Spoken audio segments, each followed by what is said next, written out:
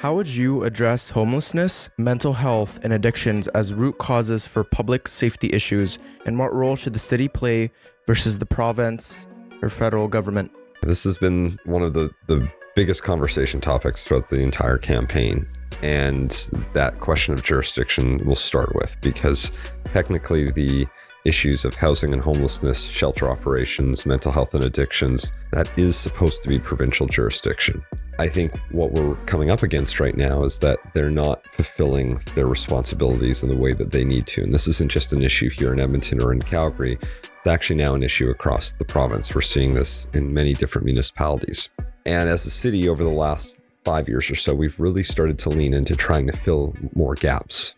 We want to be partners in this. I think that's ultimately the goal, because this is a serious issue and it does require sort of an all hands on deck approach.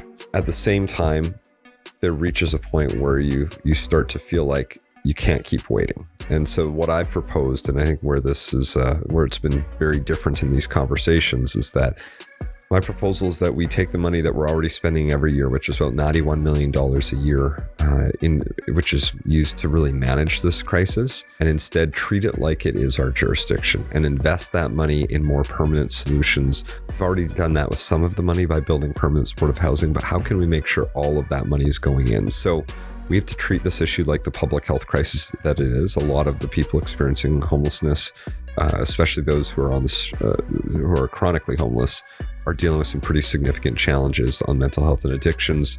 We need to get them into spaces where they can get into recovery and get into the supports that they need, supportive housing. And then for those that have the opportunity to move from, say, a recovery space or a permanent supportive housing into something else, making sure that there's enough housing options along that spectrum so that they can be in a different place no matter what their needs are.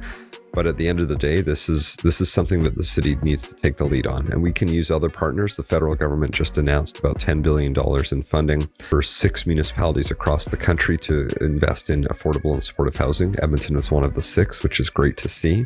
So we have a willing partner there. We know the nonprofit community is more than willing to work with us. We know the private sector is willing to work with us. So even if we can't get the province to come join us, this is something that it's time for the city of Edmonton to lead. There's too many people losing their lives. There's too many people who are going to go through amputations in the winter. If we take this and take the lead and invest in housing, mental health and addiction supports, bridge housing, day shelters, that's how we're going to make meaningful impact on this.